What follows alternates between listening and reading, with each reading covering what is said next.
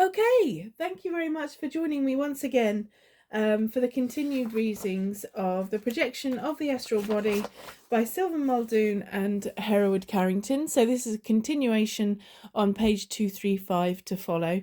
Thank you very much. I appreciate you all for following along and watching the videos. If you could like the videos or perhaps make a comment or indeed subscribe, I would be really, really grateful.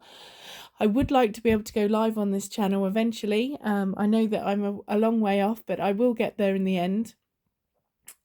So I'm looking for people that would really like to discuss astral projection, how far they've got. I'm 3 years in of practicing, got many hours under my belt in regards to astral projection itself. And I'm not talking about astral projection in the sense of what you would find the mundane of the astral projection, flitting around the dream state. I'm talking about the achieving or making and persevering with the challenge to be conscious alongside your subconscious mind in your soul and your spirit as it leaves your body, and being able to use your conscious will in order to project the beyond cord activity range and enabling yourself to be controlled in the astral realm. So this is a physical act. It's backed by science. There's theories about it all over the place, but it takes work, it takes practice, as I do with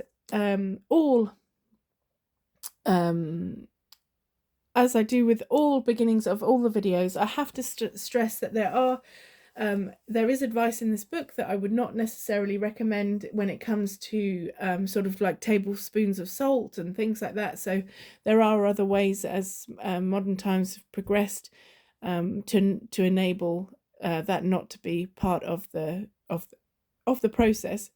So please use your common sense and modern health knowledge to make sure that you're not doing something that goes against what is in the best interest of your body.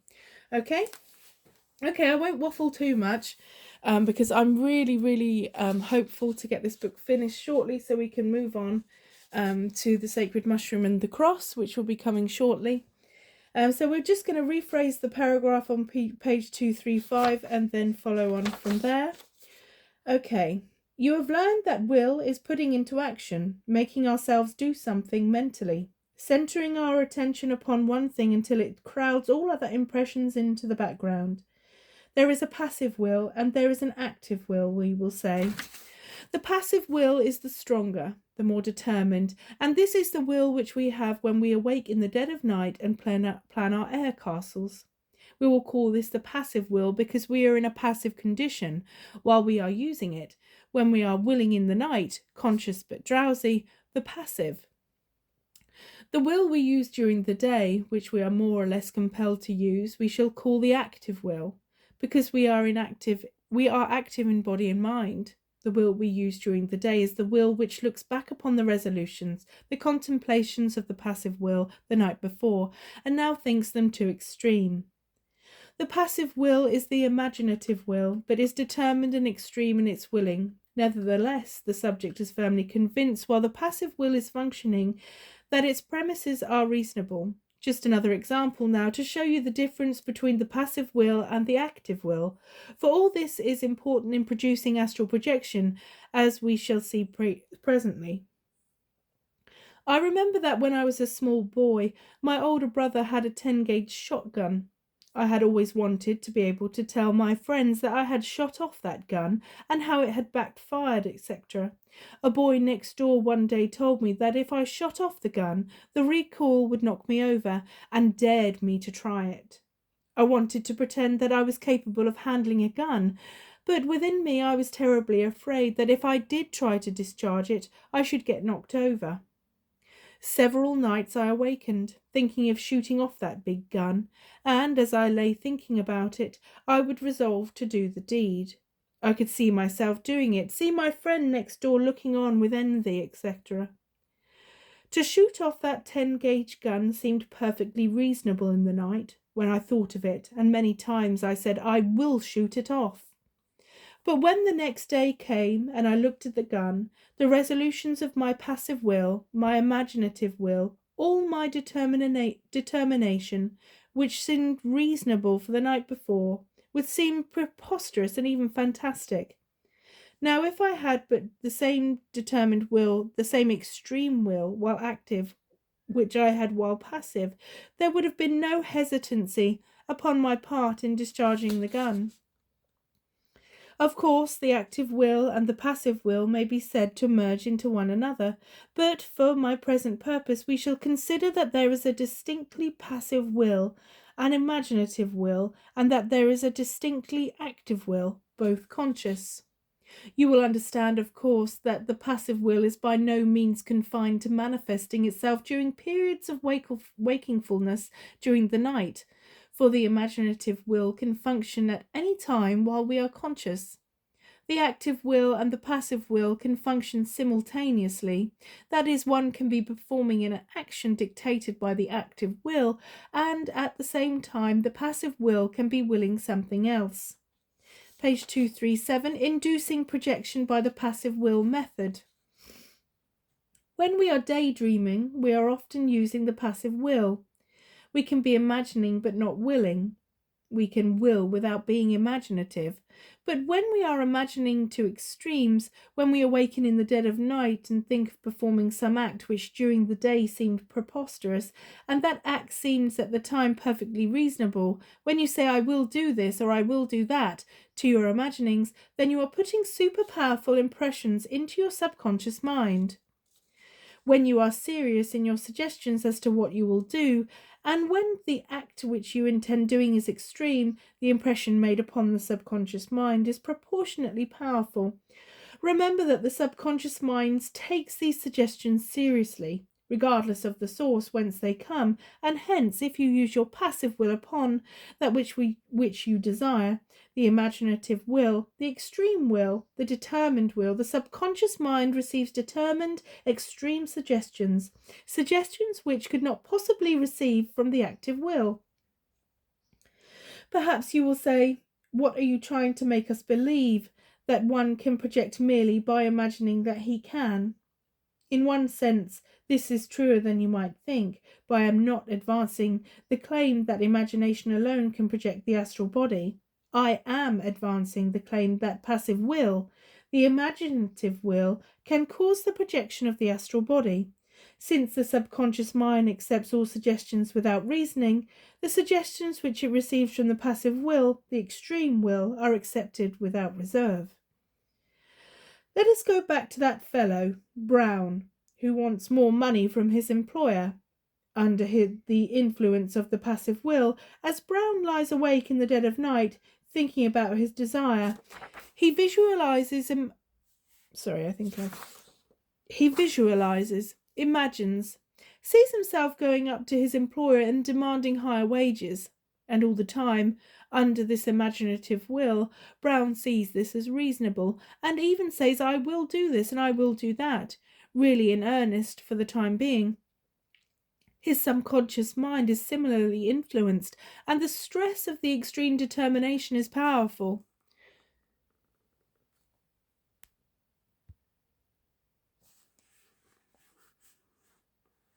Now, if Brown were to continue to use his extreme will, he would do things he imagined that he would do. The subconscious mind, which received the suggestion, continues to hold them in the light. And if Brown's conscious mind were to exit for a time, the subconscious would still hold the stress of the passive willings. Now, that is the principle under which you work to produce projection of the astral body. Awakening in the night under the passive will to project, and going to sleep again with these extreme determined willings still centered in your mind. I have told you how I used to awaken at 2 o'clock every morning for many successive mornings just before a conscious projection. Every time I awakened, it seemed to me that some power within me had purposely awakened me so that I would think about it and desire the projection of the astral body. I would imagine seemingly impossible things concerning projection, and yet in that state of passivity they did not seem at all unattainable, and I often said, "I will project," fully conscious from the start. I have done it unintentionally, and I can do it again. I will go to such and such a place, etc., allowing my imagination all the time to be accepted as perfectly reasonable. I fear my battery is actually running out, so I'm going to finish shortly. Yet, by day I confess that I would modify my will and think that I might project fully conscious from the start, that I might appear at such and such a place, and even though I had done so there before, I doubted that I could intentionally do so again. Thus, eventually, I've thrown myself off course now. That's irritating. I'm so sorry. Thus, it eventually dawned upon me that the passive will, the imaginative will, was the stronger will after all, and that those serious and extreme imaginations which seemed reasonable at the time actually would take root in the subconscious mind, just forcibly as my passive will had impressed them upon it. It was thus that the first conscious astral projection were brought about. Although I had noticed the fact that I awakened about 2 o'clock, morning after morning, for many days prior to a conscious projection, and that during the waking period I would think of nothing but projection, the real cause of the completely conscious projection did not occur to me for several years. Okay. I now know that it was during these periods of nocturnal wakefulness that I was using the passive will, hyperdynamizing the desire for projection, which was already in my mind. Yes, the desire was already there. It was dynamized by my knowledge of and desire for projection, and the stress of the desire would awaken me in the night, and then I would be using the passive will upon my very stress which awakened me, thus dynamizing it, and later causing conscious projection from the beginning. And the completely conscious projection began at the hour at which I had been awakened each night. As a matter of fact, when the stress of a desire is strong enough to awaken you at night, it is strong enough to project you into the astral body without hyperdynamizing it by the passive will, but to awaken each night successfully and use the passive will upon the stress. The desire actually does hyperdynamize that stress, and it will become too strong that you can then produce a projection conscious from the beginning, sometimes when emerging from sleep, and sometimes when going to sleep again. The stress of the mind will do one of three things when it becomes strong. It will awaken the subject. It will cause him to somnambulate physically, or it will project the astral body. If the stress awakens you in the night, you can take advantage of this and use your passive will, and thus making it stronger, more dynamic than ever, and some time or other a night will come when conscious does not appear on time, and the subconscious will be in the act of moving the astral body when the consciousness does appear. Perhaps it is just on the verge of moving the astral body, and perhaps the body is already projected some distance. I do not hesitate to declare that passive will to project, imaginative will to project, the astral body is one of the big secrets of projecting. You can call it a process of mere imagination if you wish, but it is not mere imagination, but imagination plus will to do that which is imagined. You can never force the passive will successfully, for the instant you try to force passive will, it becomes active will. You must just have the desire to project so strongly within you that it produces passive will, which in turn builds up the stress of the desire and convinces the subconscious mind that the visions you imagine concerning projection are perfectly reasonable and possible. I'm going to have to finish on page 239. Today of The Projection of the Astral Body by Sylvan Muldoon and Hereward Carrington. That is because my battery has run out. I wasn't prepared, so I apologise for that. Yes, so just to wrap that section up, as I mentioned previously, I've got a lot of hours of astral projection under my belt, and I can completely relate to the want and the will and the passion behind astral projection compared to the Pinterest or the Pinterest observers of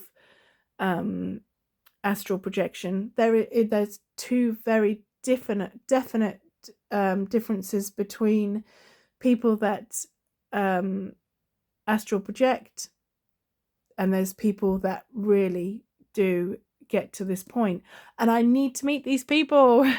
I need to talk to people about their experiences when it comes to really, really deep astral projection, the passion for astral projection, and the will and the want to get into the deep delves, thoughts and feelings of astral projection. Not I am open to having conversations about dream states and astral projection and meditation whilst astral projecting. This itself is not to do with meditating, and I have indeed done astral projection meditations, and they have been successful in a dream manner, in a dream state manner. But this is completely different. This is the different. That's how I started those meditations, which you can see online for astral projection. And yes, they are successful, and you can see you can get a lot of information. My first major spark of interest came with Dr. Stephen Greer. So if you hop over to his YouTube channel, he has a 5-step program for remote viewing. The first time I practiced remote viewing using his 5-step program, and they are quite long, but they are worth investing in. So that's Dr. Stephen Greer on remote viewing. Being able to remote view is an amazing feat, but it is, as with astral projection, it needs to be practiced, and it needs to be done properly. So in order for it to achieve and it be successful, so I would Dr. Stephen Greer, that is the 5 steps part program for remote viewing. It's a free program. And it's very, very interesting, even if you don't take part, on how your brain and your conscious and your subconscious works in order to get you to a position which is successful in regards to the results. Please like, subscribe, and leave a comment. I wish you well. Much love to all. Thank you very much for joining me today.